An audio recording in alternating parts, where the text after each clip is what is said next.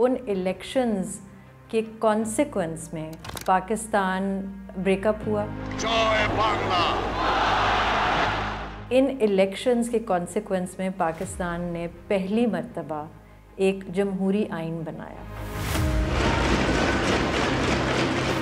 ये एक वाहिद इलेक्शन थी जो एक बहुत रेडिकल सोशल मूवमेंट के बेसिस पे आई थी।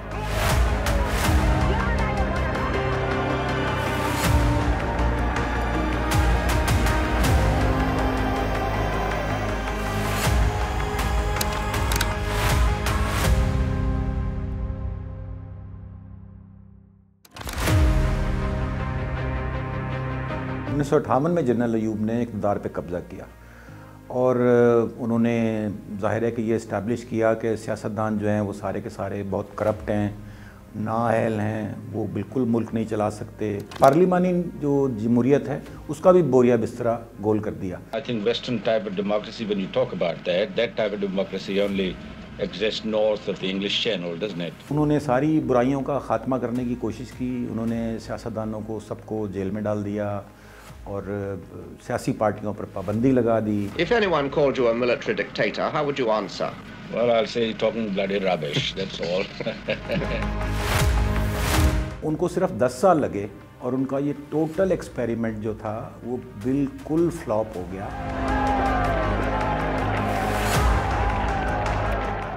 पूरे समाज में एक कंप्लीट अनरेस्ट था।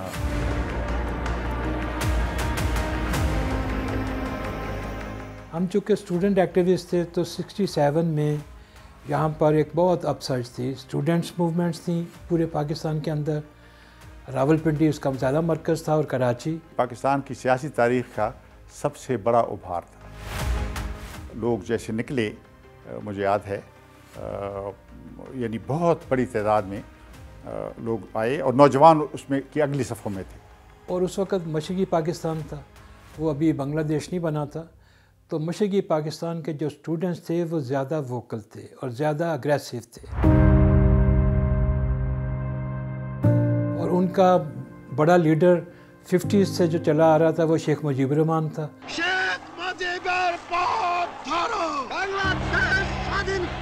जो ढाका यूनिवर्सिटी का स्टूडेंट लीडर था, फिर बाद में वो अवामी लीग का सरबराह बना। Right as a Pakistani, then you have to give Bengal their right to live, and they must be master of their own resources. Sheikh Mujibur Rahman ने 6 पॉइंट्स बेसिकली का दावा किया। वो पहली दफ़ा प्रेजेंट हुए थे 1966 के शुरू में एक कॉन्फ्रेंस में जो लाहौर में हुई थी। वो एक रिएक्शन था अयूब रजीम की पॉलिसीज़ पे, क्योंकि सारी जो इकोनॉमिक पॉलिसी थी उसकी जो सारी ग्रोथ थी वो मोर और लेस वेस्ट पाकिस्तान में कॉन्सेंट्रेटेड थी। जो बंगालियों की टर्म्स एंड कंडीशंस थी इस मुल्क को चलाने की, इस मुल्क में इख्तियारात की तकसीम की, वो हमारी इस्टेब्लिशमेंट के बिल्कुल बारे में नहीं थी। उनको वो बिल्कुल नापसंद थी। तो वो सारे के सारे उनको गैर कानूनी करार दे दिया और मुजीबुर रहमान को गिरफ़्तार कर लिया। वेस्ट पाकिस्तान में जो नई एक सियासी पार्टी आई थी वो पाकिस्तान पीपल्स पार्टी थी। उसके भी ज़्यादा जो प्रेजेंस था वो पंजाब और सिंध में था। सिंध में वडेरे जुल्फ़िकार भुट्टो साहब के साथ थे, मगर पंजाब के अंदर सारी मिडिल क्लास आम तौर पर वकला इनके साथ थी। पंजाब में ख़ास तौर पे इसके जो अर्बन इंटेलेक्चुअल्स थे, स्टूडेंट्स थे, लॉयर्स थे, वर्कर्स थे और आपके यंगर केडर्स मिलिट्री के और सिविल ब्यूरोक्रेसी के। तो अब इस सारे सिनेरियो में अगर आप देखें तो उसमें जब पहली दफ़ा वर्किंग क्लास और लोअर क्लासेस के लोग आए, जो बाकी नेशनलिस्ट फोर्सेस थी वेस्ट पाकिस्तान में, लाइक आई सेड, उनको भी सपोर्ट मिला। उनमें सबसे जो आगे थी वो नेशनल अवामी पार्टी थी, वली खान ग्रुप। तो ये एक कोलिशन सी बन गई थी between Pakhtun nationalists in NWFP and Baloch nationalists in Balochistan. Democratic action committee DAC, Muttahida opposition उसको कहते थे, उसके सरबराह नवाबज़दा नसरुल्लाह खान थे और उसमें वली खान भी शामिल थे, गौस बजंजा भी शामिल थे और मुजीबुर रहमान भी शामिल थे। वो सारे मुतहरक हो गए अयूब खान के ख़िलाफ़। तो इतनी वो हंगामा राई हुई।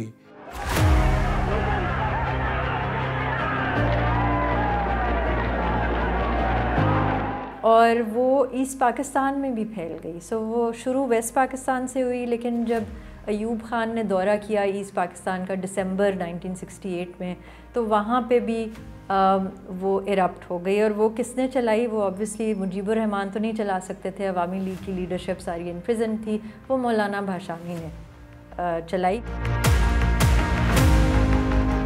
मौलाना भाषानी थे मशरक़ी पाकिस्तान से, वो किसान लीडर भी थे और नेशनल अवामी पार्टी भाषानी ग्रुप के सरबराह भी थे। उन्होंने घिराओ जलाओ की तहरीक शुरू कर दी।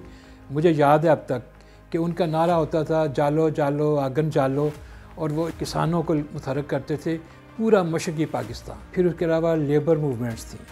ये पाकिस्तान रेलवे की जो पहली बड़ी पहिया जाम हड़ताल हुई है जिसमें बिल्कुल ट्रेनें बंद हो गई थी, वो 67 में हुई थी। वो मूवमेंट रेडिकल से रेडिकल होती जा रही थी।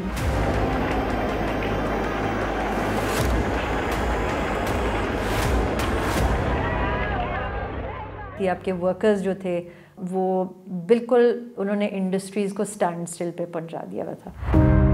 पहले तो अयूब ख़ान ने कोशिश की कि उसको सप्रेस किया जाए।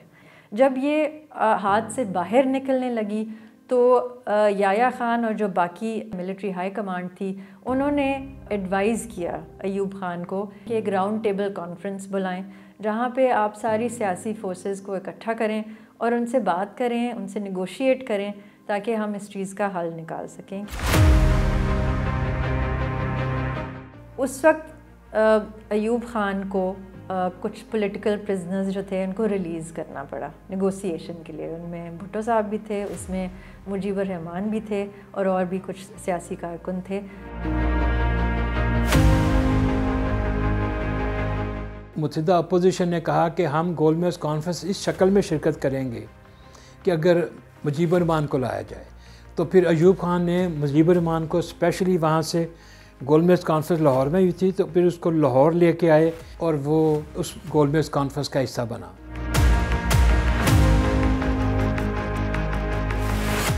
मगर जुल्फ़िकार अली भुट्टो साहब और मौलाना भाषानी साहब ये इस सारी अपोजिशन के भी ख़िलाफ़ थे और फिर ये मुज़ाकरात के भी ख़िलाफ़ थे।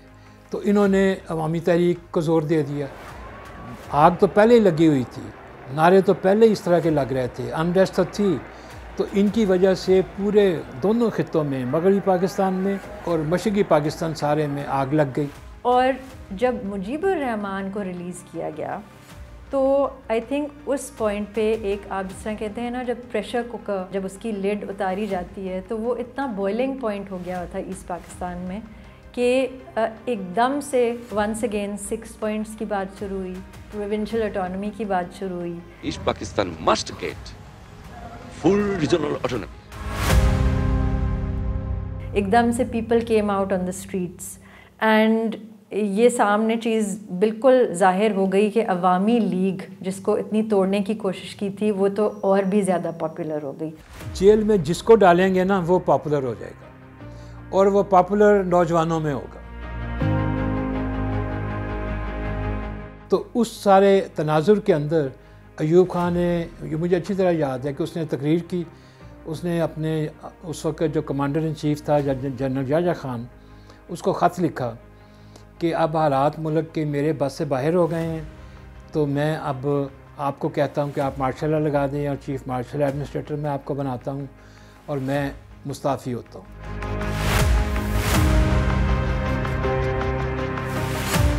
वो मुस्ताफ़ी हो गए और याया ख़ान साहब अंदर आ गए।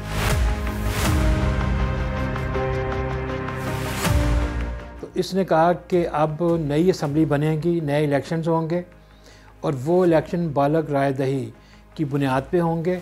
बालग राय दही की बुनियाद ये है कि 1 मैन 1 वोट। तो इसका मतलब है कि जितने आबादी होगी उतनी नशिस्तें होंगी। 70 के इलेक्शन के बारे में ये समझना बहुत इम्पॉर्टेंट है कि ये एक LFO के अंदर हुआ था, लीगल फ्रेमवर्क ऑर्डर के अंदर हुआ था, जो एक मार्शल लॉ एडमिनिस्ट्रेटर ने जारी किया था। तो 70 का जो इलेक्शन है वो कॉन्स्टिट्यूएंट असम्बली का इलेक्शन था, यानी इस असम्बली ने एक मुल्क को आइन देना था। उस आइन में ये तय होना था कि ये मुल्क आगे कैसे चलेगा। ये पहली पाकिस्तान की नेशनल लेवल पे जनरल इलेक्शन थी। मुझे याद है कि सर्दियाँ, सख्त किस्म की सर्दी पड़ रही थी, कौमी असम्बली के इलेक्शंस। हम लेट पहुँचे थे, मैं तो वोटर नहीं था पर मैं तो ऑर्गेनाइज़र था, पर पोलिंग स्टेशन पे जहाँ मैंने जाना था वहाँ मैं लेट पहुँचा तो लोग पहले लाइनें बना के खड़े थे। और ये तारीख़ में कभी किसी इलेक्शन में इतनी लाइनें नहीं लगीं जितनी लाइनें वो 1970 के इलेक्शंस में लगी। और ये एक किस्म का आप समझें एक पैराडॉक्स है कि मार्शल लॉ रजीम ने ये इलेक्शंस होल्ड की और ये पाकिस्तान की आई थिंक आज तक सबसे फ्री एंड फेयर इलेक्शन समझी जाती हैं। ये कैसे हो गए फ्री एंड फेयर? मेरा तो ख्याल है कि शायद गलती से हो गए। उनको अंदाज़ा नहीं था कि इसमें से क्या निकलेगा। ये सिर्फ इलेक्टर्स के लिए ही पहले इलेक्शन नहीं थे, ये इस्टेब्लिशमेंट के लिए भी इस लेवल की बड़ी पहली एक्सरसाइज थी। उनको नहीं अंदाज़ा था कि इसमें से बैलेट बॉक्स जब खुलेगा तो इसमें से क्या निकल आएगा। वैसे भी जो उस वक्त की इस्टेब्लिशमेंट की क़यादत थी, उनके अंदर एक फॉल्स सा एक कॉन्फिडेंस था कि जो कुछ भी होगा हम काबू कर लेंगे। उसी मार्शल लॉ रजीम के पास फ़ाइनल इख्तियार था कि अगर पावर ट्रांसफ़र होगा इलेक्शंस के बाद तो वो किसको होगा और किस तरीके से होगा। जो मेन स्ट्रीम पार्टीज़ थीं, जो ज़्यादा पॉपुलर थीं, वो ईस्ट पाकिस्तान में ऑफ कोर्स अवामी लीग थी, वो सबसे बड़ी सियासी तंजीम थी। वो जो पार्टी थी उसका of course as you know agenda 6 points था। तो बल्कि अवामी लीग ने ये कहा कि 1970 की जो इलेक्शन है वो 6 पॉइंट्स का रेफरेंडम है। वो आप देखें, जुल्फ़िकार अली भुट्टो की एंट्री हुई है, उधर मुजीबर रहमान की एंट्री हुई है, तो इन्होंने सारे जो बाबे थे उन सब को उन्होंने खुले लाइन लगा दिया। जो स्लोगन्स थे, छोटे छोटे स्लोगन्स और जो मोटिवेशन एड्रेस करते थे न्यू वोटर्स को, ये डोमिनेट करते थे। ईस्ट पाकिस्तान की 169 सीट्स थी इंक्लूडिंग द रिज़र्व सीट्स, और वेस्ट पाकिस्तान की 144 सीट्स थी। तो अवामी लीग ने एक लैंडस्लाइड विक्ट्री गेन की ईस्ट पाकिस्तान में, यानी कि 167 seats in the central legislature out of 169, जिसकी वजह से उन्हें एक simple clear majority central legislature में मिली।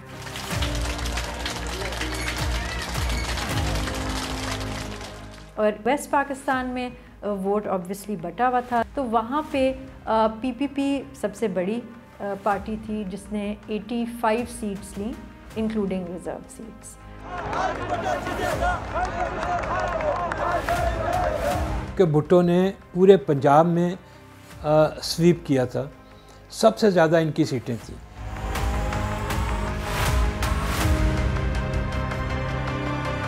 बलूचिस्तान की 4 नशिस्तें थी, चारों की चारों नशिस्तें जो थी वो नेशनल अवामी पार्टी ने जीत ली थी। खैबर पख्तूनख्वा के अंदर JUI और नेशनल अवामी पार्टी जो वली खान वाली पार्टी थी, उनकी नशिस्तें यहाँ पे ज़्यादा बन गई थी, तो मेजॉरिटी पार्टी बन गई शेख मुजीबर रहमान की अवामी लीग। अब इंतकाल इक़्तिदार का मसला था। भुट्टो साहब ने यह कहा कि हम कौमी असम्बली में तब जाएंगे जब शेख मुजीबर रहमान हमसे को पहले मुआहदा करेगा। अंडरस्टैंडिंग किस पे? इंतकाल इक़्तिदार के ऊपर, पावर शेयरिंग के ऊपर और किस तरह का आइन होगा उसके ऊपर। क्योंकि उस वक़्त वो 6 निकात उनके सामने आ गए हुए थे। याह्या खान ने 2 दफ़ा वहाँ इजलास रखा, फिर उसने 1 दफ़ा मुलतवी किया। उन्होंने उसके ऊपर बड़ा प्रोटेस्ट किया, शोर मचाया अवामी लीग ने, उन्होंने स्ट्राइक कर दी। फिर उसने दूसरी दफ़ा इजलास रखा। 3 मार्च का इजलास तो बुला लिया गया था, लेकिन उससे कुछ दिन पहले, मेरे ख्याल है फरवरी के बिल्कुल एंड में, जो अवामी लीग ने अपनी इलेक्टेड पार्लियामेंट्री पार्टी का इजलास किया और उन्होंने बता दिया कि हमने आइन कैसे बनाना है और क्या बनाना है। उसके बेसिक प्रिंसिपल्स पे उन्होंने वाजे कर दिया।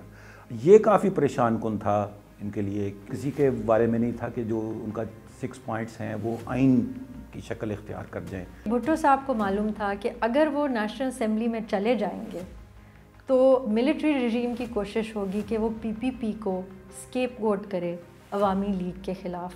पीपीपी की रिजेक्शन ऑफ 6 पॉइंट्स को इस्तेमाल करके कि या जो उनके जो भी रिजर्वेशंस थे उनको इस्तेमाल करके अवामी लीग के ख़िलाफ़ इस्तेमाल करे और वो नेशनल असेंबली डिज़ोल्व हो जाए। तो भुट्टो साहब ने यहाँ मीनार पाकिस्तान में जलसा किया, मैं उसमें मौजूद था जलसे में। उस पर उन्होंने कहा कि अब अगर कोई गया वहाँ मगरबी हिस्से से MNA तो हम उसकी टांगें तोड़ देंगे।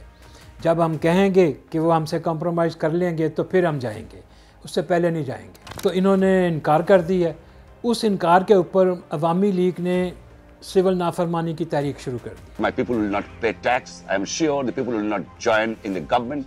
I am sure the people are absolutely behind me and my party. तो उन्होंने कहा जी हम जीते हैं, हमारी अक्सरियत है, अब आप इजलास नहीं बुलवा रहे और इक़्तिदार हमारे हवाले नहीं कर रहे, तो सिविल नाफरमानी का मतलब उन्होंने कहा जी कोई बिल नहीं देगा गवर्नमेंट को, कोई गवर्नमेंट की हुक्म की तामील नहीं करेगा, हुक्म अदूली शुरू कर दी। उसके ऊपर फिर अनरेस्ट शुरू हो गई। मिलिट्री रिजीम जो है वो पॉलिटिकल सॉल्यूशन परसू ही नहीं कर पा रही थी। Explicable delay in the transfer of power. That I think has been a fatal blunder. Power should have been transferred much earlier. To whom? To us, to the elected people. Military का जो initial operation था जो first week of March में हुआ, जब east Pakistan में एकदम से अपहीवल और अनरेस्ट हुआ in opposition to the indefinite postponement of the assembly, उसके अंदर ख़ास तौर पे टारगेट हुए थे अवामी लीग के पॉलिटिकल मेंबर्स, वर्कर्स और इंटेलेक्चुअल्स। आपकी यूनिवर्सिटीज़ में जा के मिलिट्री ने टारगेट किया था लोगों को, डिफेंसलेस लोगों को। तो जब याया ख़ान गए मुज़ाकरात करने ईस्ट पाकिस्तान उसके बाद, तो वो एक सीक्रेटली ट्रूप मूवमेंट शुरू हो गई वेस्ट टू ईस्ट।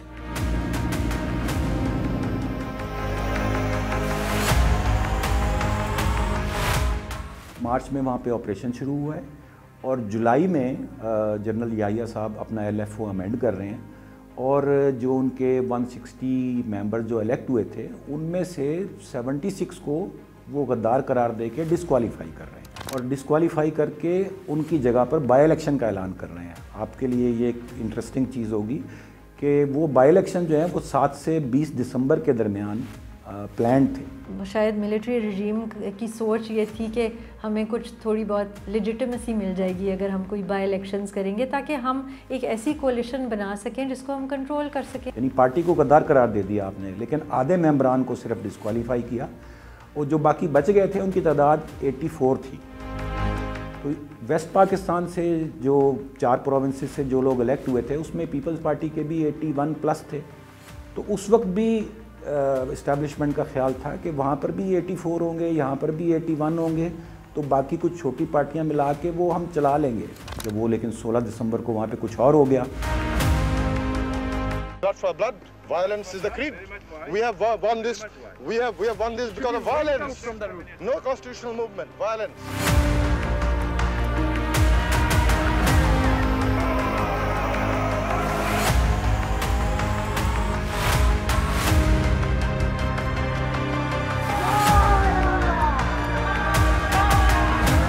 और बांग्लादेश जब बन गया तो फिर उसने कहा जुल्फ़िकार अली भुट्टो से कि मैं आपको पावर मुंतकिल करता हूँ। 21 या 22 दिसंबर 1971 को भुट्टो साहब ने इक़्तिदार संभाला। याहिया खान का शुरू में ये ख्याल था कि वो बैठा रहेगा और सारा मलबा भुट्टो के ऊपर गिरा देगा, लेकिन फिर फ़ौज के अंदर एक बगावत की सूरत पैदा हुई। तो सीनियर जनरल गुल हसन थे और एयर मार्शल रहीम वो गए याहिया खान के पास, उससे कहा कि बात ख़त्म हो गई है, अगर आप यहाँ से हटेंगे नहीं तो नौजवान अफसर आएंगे और सबको टांग देंगे। और याहिया खान को नज़रबंद कर दिया उसके फ़ौजियों ने।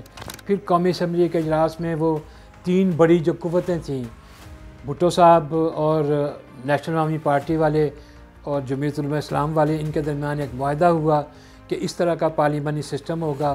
फिर पार्लिमानी कमेटी बनी, फिर वो आइन बना और फिर इस तरीके से मुल्क जो था एक दोबारा अपनी डगर पे चलना शुरू हुआ।